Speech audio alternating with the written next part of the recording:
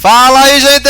Bom dia, boa tarde, boa noite! Espero que todos estejam bem! Bom, meu povo, estou de volta em mais uma videoaula aqui no nosso canal do YouTube, o nosso canal Estudo Fácil. Olha que beleza, meu povo, que prazer estar de volta com você, meu querido estudante fácil. Bom, gente, para a nossa videoaula de hoje, que vai ser uma videoaula de biologia do setor A, de amor pela biologia, nós vamos continuar falando de genética e hoje trabalhando conceitos que eu falo, nós vamos meio que nos aprofundar ainda mais no nosso DNA. Falaremos de epistasia, herança quantitativa e a situação de linkage, tá bom? Que é quando os genes estão ligados. Assuntos que estão nas aulas 15 a 18 da sua apostila número 10 do Sistema Anglo de Ensino, beleza? Tranquilidade? Bom, nesta aula apenas parte teórica, tá bom? Próxima aula, que vai ser a parte 2, então acabando essa aula já vai lá ver para praticar. Teremos 10 exercícios, 3 de epistasia, 3 de herança quantitativa e 4 de linkage, tá bom? Tranquilidade, meu povo, só na suavidade. Lembrando que, para você que não viu, nós já temos aula de primeira lei de Mendel, sistema BO, enfim, todo aquele começo. Depois temos de segunda lei de Mendel e cromossomos sexuais. Então corre para ver que está imperdível, beleza? Tranquilo, então bora soltar dentro do canal, a gente começa a conversa. Então simbora, meu povo!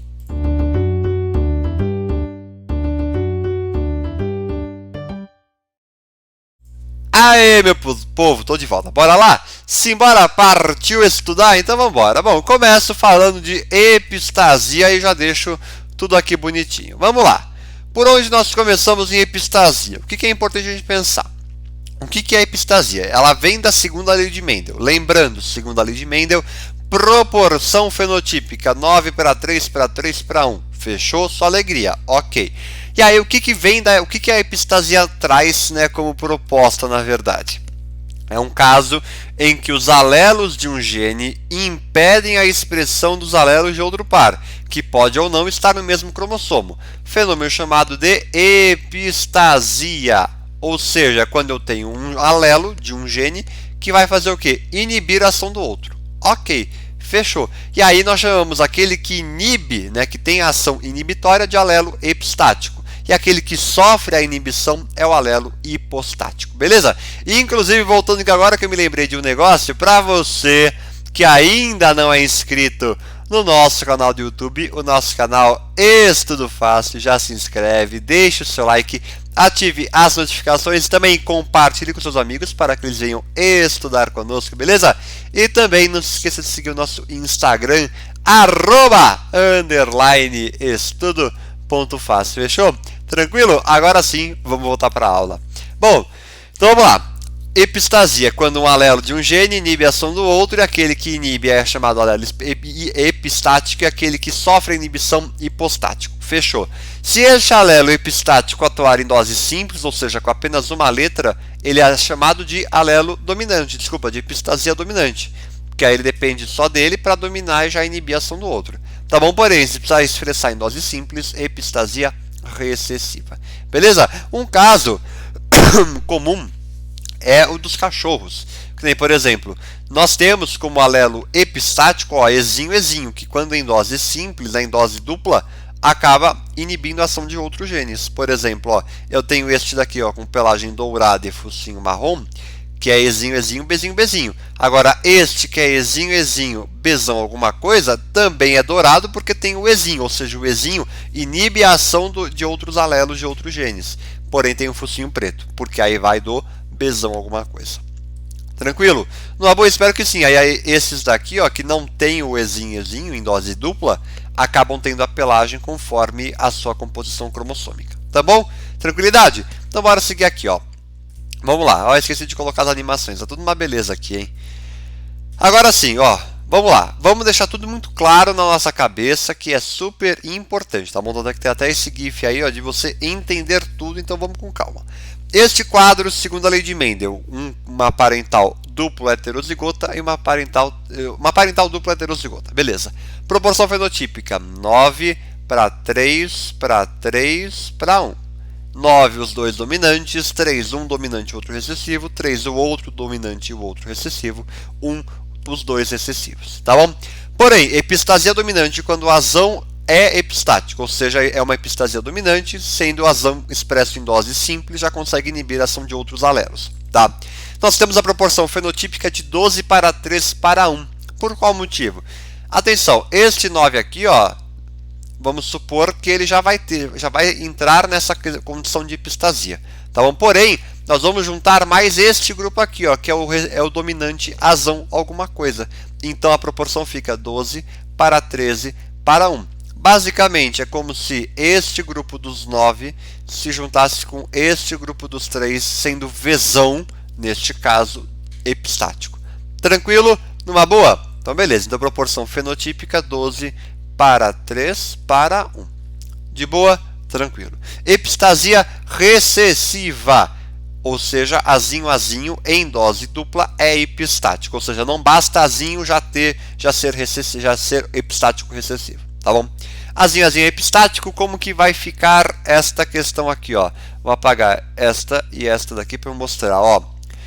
Como ficaria? Estes 9 ficaria de maneira avulsa, né, à parte, porque ali não tem como ter um duplo recessivo. E aí nós temos este grupo dos 3 também à parte, porém este grupo que tem Vzinho no caso, e este que tem Vzinho também, acabariam tornando um grupo só, ficando 9 para 3 para 4. Tá bom? Numa boa? Bem tranquilo. Nessa parte de epistasia é bem suave, não tem nem muito que a gente discutir. Tá bom? Basicamente 12 para 3 para 1, dominante 9 para 3 para 4, recessivo e ó, missão cumprida. Fechou, meu povo? Numa boa? Tranquilo, né? E aí lembrando que a epistasia então vem da segunda lei de Mendel, tá bom? Tanto é que a gente se baseia nela para distribuir as proporções fenotípicas. Na boa? Tranquilo? Então bora continuar agora falando de herança quantitativa, tá bom? Epistasia era só aquilo. Agora preste atenção que essa parte é importante, tá? Vamos lá.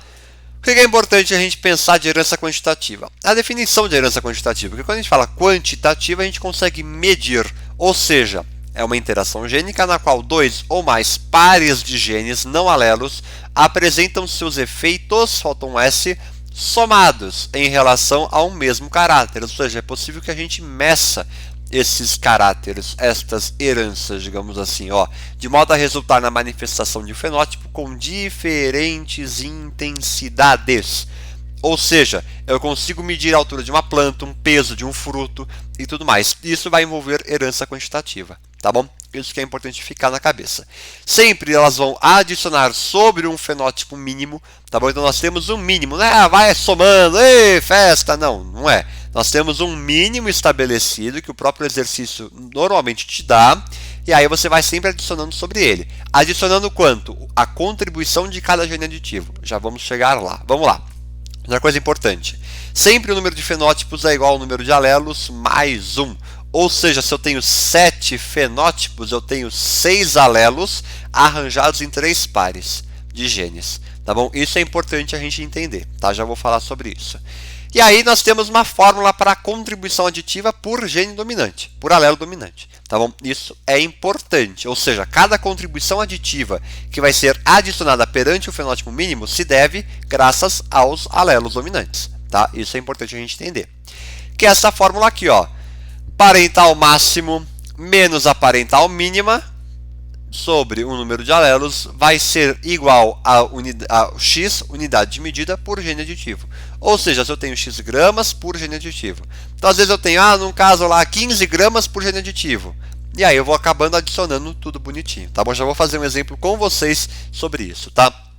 Então, basta lembrar dessa fórmula. Parental máximo menos o mínimo sobre o número de alelos é igual a x, unidade de medida, por gene aditivo. Numa boa? Tranquilo, né? Agora, para o caso de uma parental heterozigota, que é duplo recessivo, tá bom? Desculpa, duplo é de híbrida. Desculpa. Nós temos que usar o triângulo de Pascal lá da matemática. Tá lembrado? Já vou lembrar ele aqui com vocês, viu? Bom, parental heterozigota, azão azinho, bezão bezinho, com um azão azinho, bezão bezinho. Porém, ela não segue o 9 para 3 para 3 para 1. Ou seja, não segue a segunda lei de Mendel. É totalmente diferente.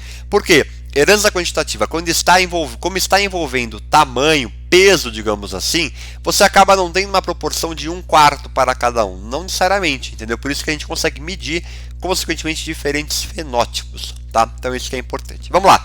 Triângulo de Pascal é este cara aqui, ó.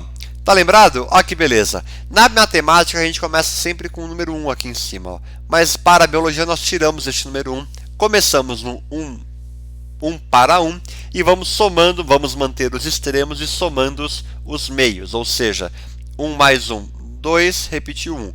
1 com 2, 3, 2 com 1, 3, 1 com 3, 4, 3 com 3, 6, 3 com 1, 4. Aqui sempre vai começar e terminar com 1, ou seja, o parental máximo e o mínimo. Sempre vai ser assim. Os pontas sempre serão os opostos, digamos assim. Basicamente, um totalmente dominante ou totalmente excessivo. Tá bom? O máximo e o mínimo. Isso que é importante de entender. Outra coisa importante, dica minha, que vai ser sucesso. O número de linhas sempre é o número de genes envolvidos. Tá bom? Ou seja, se eu paro aqui, por exemplo, ó, eu estou na terceira linha, portanto, eu tenho 4 genes, 4 alelos. De boa? E aí, se uma análise horizontal, nós temos o número de fenótipos, tá bom? Então, neste caso, ó, eu tenho 4 fenótipos, por exemplo, com 3 alelos. Tranquilo? Numa boa? Acho que sim, né? Acho que tranquilo. Então vamos partir para um exercício. Vou tirar a minha câmera para não cobrir o enunciado.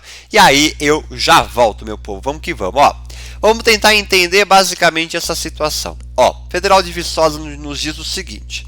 Suponha que a diferença entre uma planta de 100 centímetros de estatura e uma de 160 é devida a 2 pares de genes, ou seja, 2 pares de genes são 4 alelos, tá?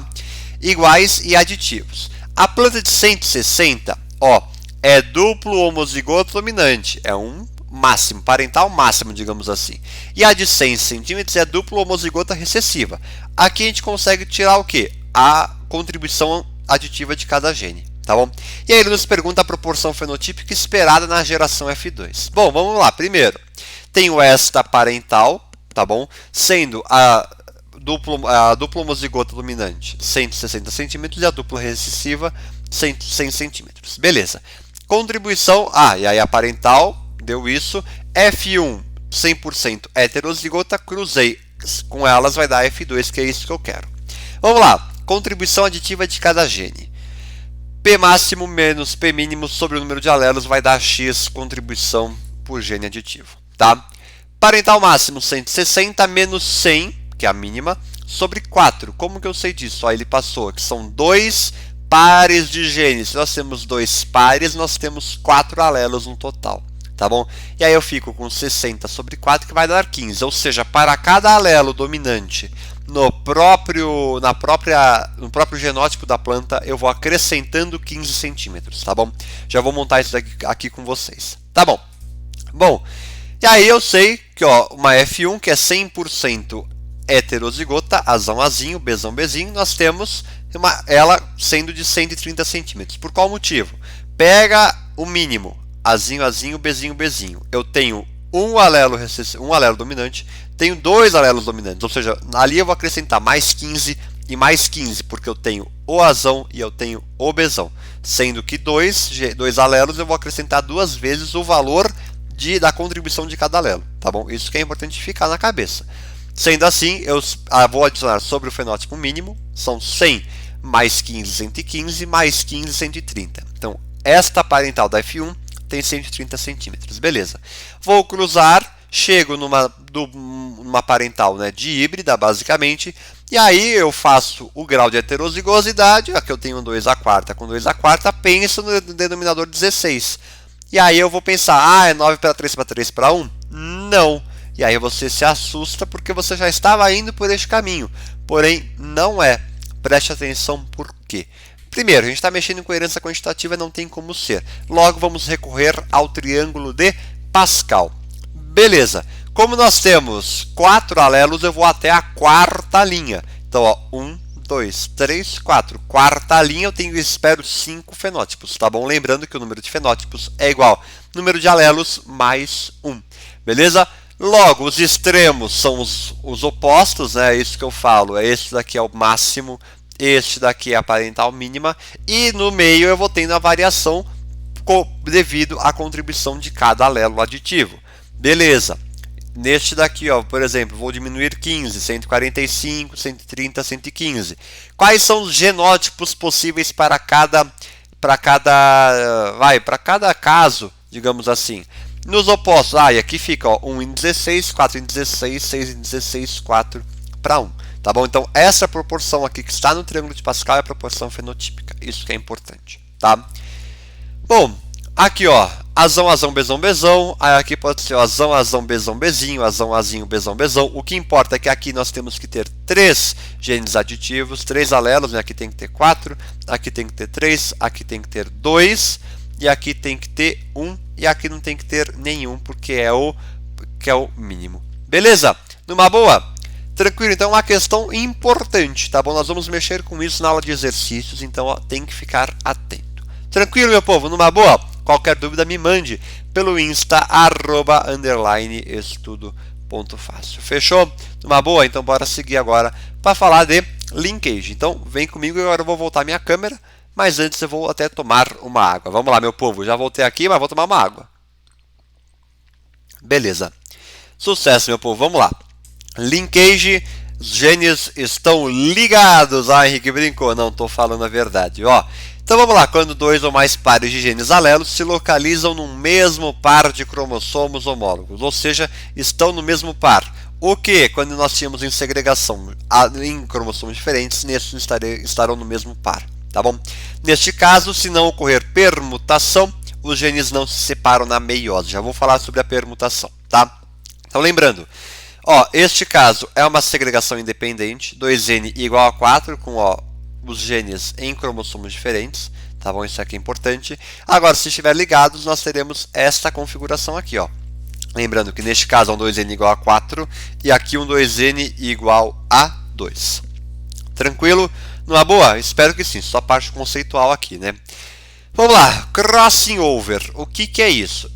Este fenômeno aqui é super, mega, ultra, hiper importante, tá? Vem comigo, atenção. Isso daqui, ó, estes genes, no caso, estão ligados, porque eles estão no mesmo cromossomo.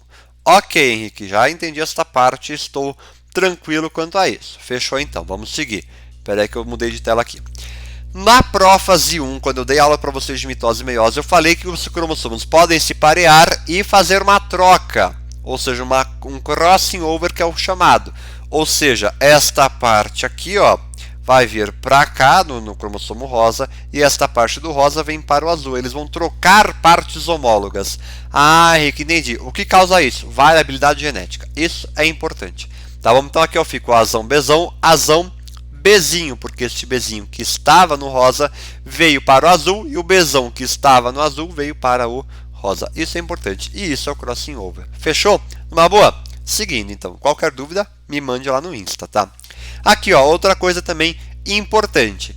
De híbrido, azão, azinho, bezão, bezinho, eu tenho estas possibilidades de gametas. 1/4 para cada. 25% azão, bezão, 25% azão, bezinho, 25 azinho, bezão, 25 azinho, bezinho. Numa boa. Porém, no linkage, como eles estão ligados, eu posso ter gametas iguais aos parentais, tá bom? Então, azão, bezão e outro azinho, bezinho. Porém, eu posso ter os recombinantes que fizeram o crossing over, ou seja, azão, bezinho e azinho, bezão, tá bom? Então, eu posso ter os gametas parentais e os recombinantes, ou os recombinantes. Fechou? Numa boa? Espero que sim. Bora seguir aqui. Deixa eu ver, já é o exercício? Não. Vamos para esta parte que também é super importante. Quando nós temos uma certa distância, digamos assim, que é considerável no exercício, em uma situação de linkage, a gente fala que é um linkage incompleto. Porém, se os dominantes estiverem na mesma peça, cis. Se estiverem peças opostas, trans. Acabou. Basicamente isso. Então, denominações linkage em cis e em trans. Cis, cromossomos, alelos dominantes na mesma peça. Trans, alelos dominantes em peças opostas ou um dominante com recessivo. O que que você achar melhor, tá bom? Incompleto, os genes estão com uma certa distância considerável, que vai importar para o exercício, porém se for completo, aqui não mora o problema, tá bom? No completo raramente cai, que é quando azão Bzão e azinho Bzinho estão, né, em cromossomos opostos e tal, mas eles estão numa distância que é irrelevante para o exercício, que não vai nem, vai nem mudar nada, tá bom? Vai nem mudar nada. Tranquilo? Numa boa aí que nós temos essa outra tela, que é aqui que vai morar o nosso problema basicamente, que é com linkage incompleta. Aí nós vamos analisar se é cis ou se é trans. Como é incompleto, nós temos uma certa distância que eu chamei aqui de 10 unidades de recombinação. Já falo sobre essa unidade, tá bom? O que eu falei? Essa distância é 10 unidades de recombinação. Beleza, então 10% das células terão gametas recombinantes. Isso que é importante, 10% terão recombinantes. Tá bom? Porém, 90%, tudo a gente se baseia no 100. Se 10 vão recombinar, 90 seguem os gametas parentais. Ou seja, 45% das células terão azão Bzão e os outros 45% azinho Bzinho. Fechou? Numa boa. Agora vamos analisar os recombinantes. Se 10% sofrem recombinantes, quais são as possibilidades? Azão Bzinho, azinho Bzão. Ou seja, 5% para cada. Fechou? Numa boa, deu para pegar isso daí? Isso é super importante, tá bom? Se você não entender esta tela, me mande mensagem, tá? Agora, se estiverem trans, por exemplo, falo que tem 10 unidades de recombinação, portanto 10% gametas recombinantes, logo 5% para cada gameta recombinante, e então os 90% que faltam, logo 45% para cada gameta parental. Fechou? Numa boa, parental então, vai ficar 45% azinho Bzão, os outros 45% azão Bzinho e os recombinantes 5% para azão Bzão e 5% para azinho Bzinho. Fechou?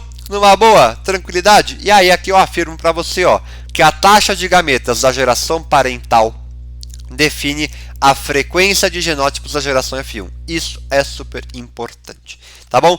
Seguindo aqui para falar das unidades de medidas rapidinho, a taxa de gametas da geração parental determina a frequência de genótipos da geração F1, que é o que eu tinha acabado de afirmar no slide anterior. Outra coisa importante, a taxa de recombinação, que é dada em porcentagem ou crossing over, é diretamente proporcional à distância M ou UR entre os genes não alelos nos cromossomos homólogos. O que eu quero dizer com isso? Se eu tenho uma distância de 10 unidades de recombinação, eu tenho uma variabilidade, né? Ou seja, a porcentagem de gametas recombinantes é igual à taxa, igual à distância. Isso que é importante ficar. Então, se eu tenho 10 unidades de recombinação, 10% de gametas recombinantes. Eu tenho 20 UR, 20% de gametas recombinantes. Fechou? Numa boa? Espero que sim.